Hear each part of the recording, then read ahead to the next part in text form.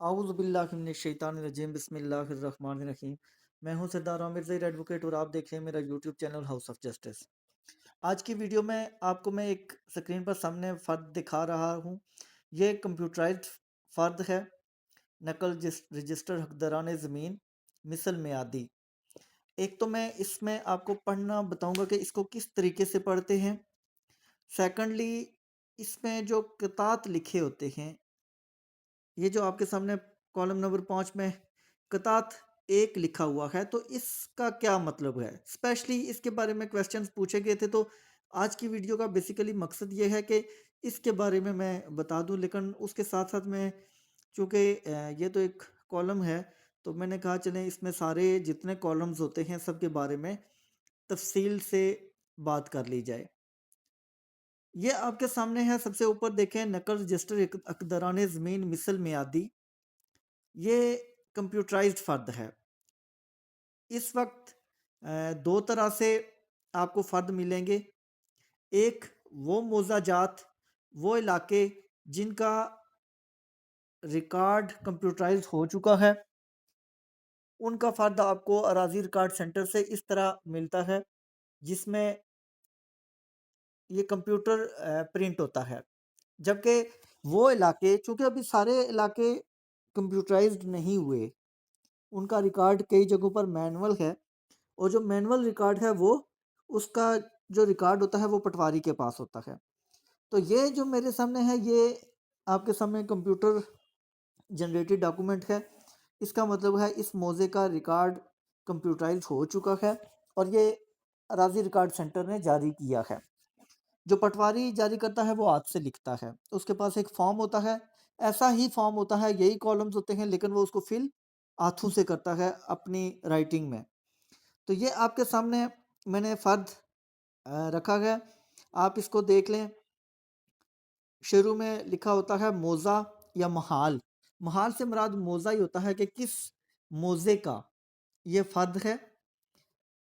پتی، طرف پتی، ندارت، تحصیل فلاں، ضلع فلاں، جو تحصیل اور ضلع ہوتا ہے وہ لکھا جاتا ہے۔ سال 2018-19، اس کا مطلب یہ ہوتا ہے جو یہاں پر سال لکھا جاتا ہے، اس سے مراد کچھ لوگ یہ سمجھتے ہیں کہ یہ اس سے مراد ہے کہ کس سال یہ فرد جاری کیا گیا، تو یہ یہاں پر وہ سال لکھا جاتا ہے کہ جس سال میں یہ موضع اس کی جمع بندی ہوئی تھی۔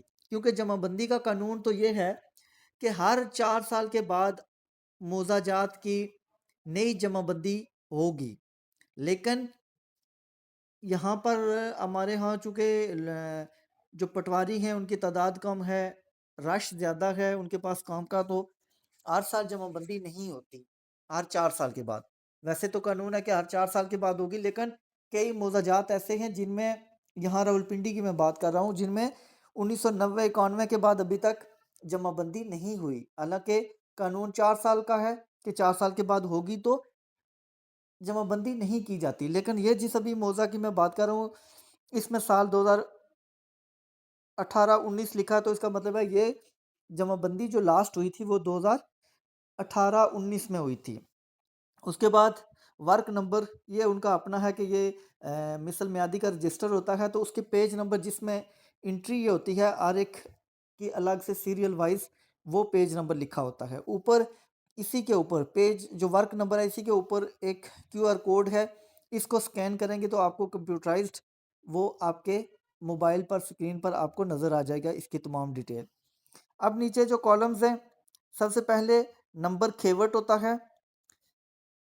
کھیوٹ بیسیکلی ہر مالک کا ایک الگ کھیوٹ نمبر ہوتا ہے، تو کھیوٹ نمبر ملکیت کو شو کرتا ہے کہ اس میں کس مالک کا اندراج ہے، یہ کس مالک کی یہ پراپرٹی ہے، تو اس کا یہ کھیوٹ نمبر ہے۔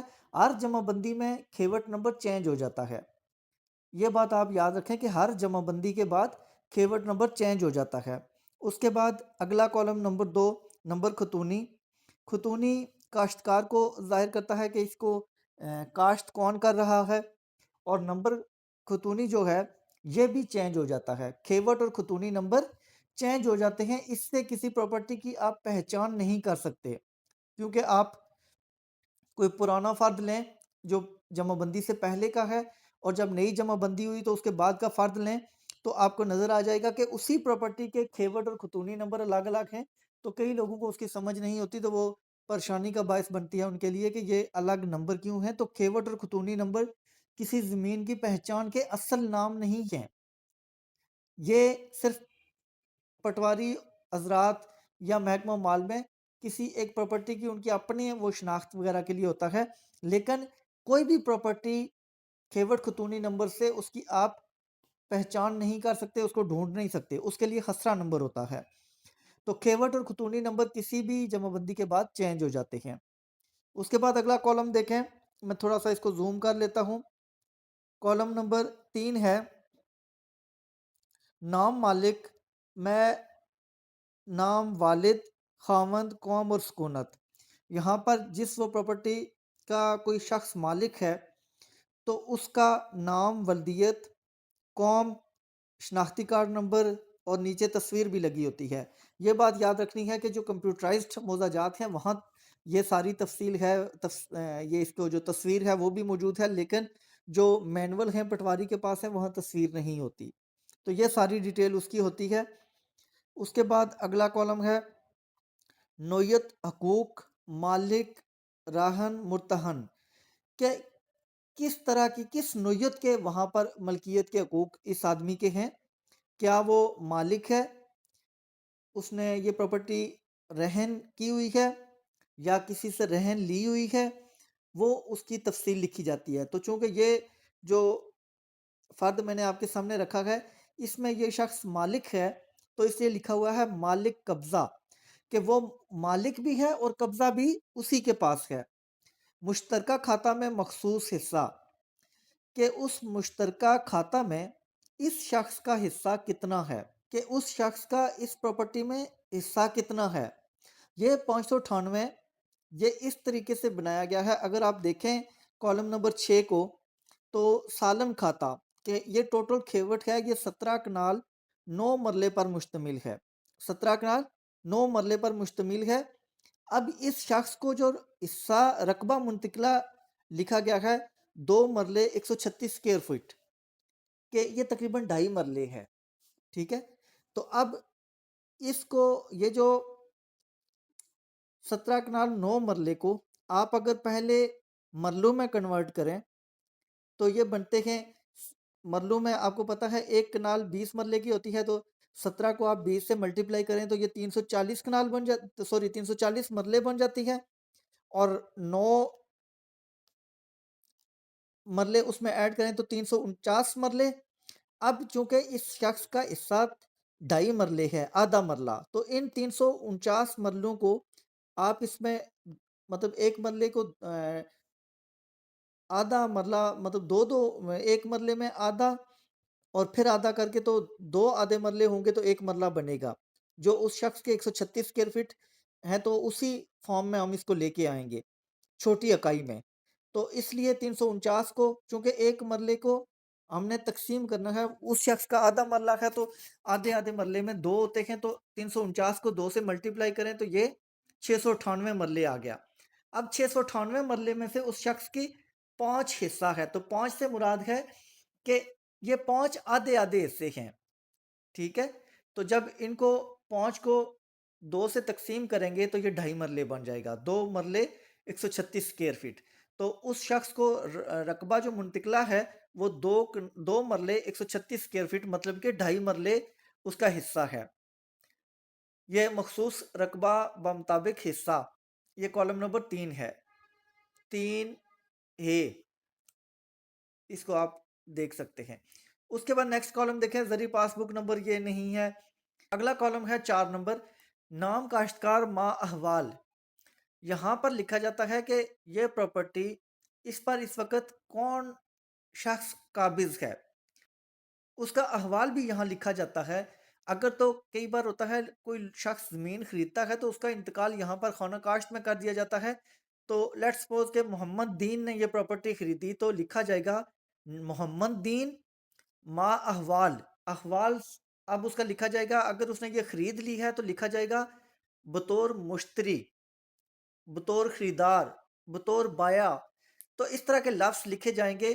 یا اگر مالک محمد دین ہے اور اس وقت یہ پراپرٹی وہاں پر کاشتکاری جو کر رہا ہے وہ عبد الماجد ہے، تو اب یہاں پر لکھا جائے گا عبد الماجد بطور کاشتکار. اس طریقے سے یہاں پر ڈیٹیل لکھی جاتی ہے.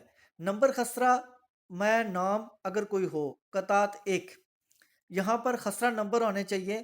پٹواری سے آپ اگر فرد لیں گے تو وہاں وہ خسرہ نمبر لکھ دے گا، لیکن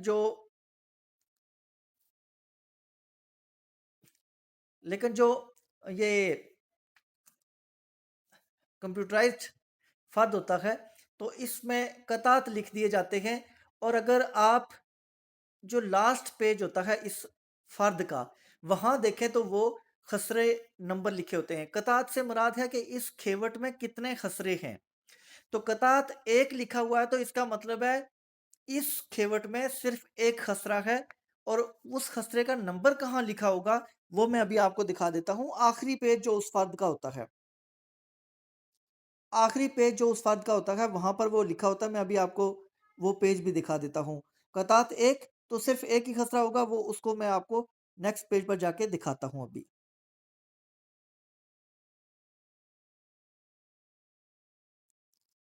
یہ دیکھیں نمبر کھیوٹ، وہی کھیوٹ نمبر لکھا ہوا ہے، مربع نمبر، خسرہ نمبران 1247/445. تو یہ ایک ہی خسرہ ہے. اگر یہاں پر خسرے زیادہ ہوں تو اگر 5 10 15 20 جتنے خسرے ہوں گے ان سب کا نام وہ فگر یہاں لکھا جائے گا. لیکن اس میں ایک ہی خسرہ تھا تو یہ 1247/445 خسرہ نمبر لکھ دیا گیا ہے. تو قطعات کا مطلب ہوتا ہے خسرے، جتنے خسرے ہوں گے ان کی تفصیل آخری پیج پر ہوگی. جو پیچھے جو فرد ہوگا اس میں قطعات لکھ کے تو جتنے خسرے اس کھیوٹ میں ہیں صرف ان کے ٹوٹل وہ فگر لکھ دیے جاتے ہیں. 2 ہیں، 3 ہیں، 4 ہیں، جو بھی ہیں.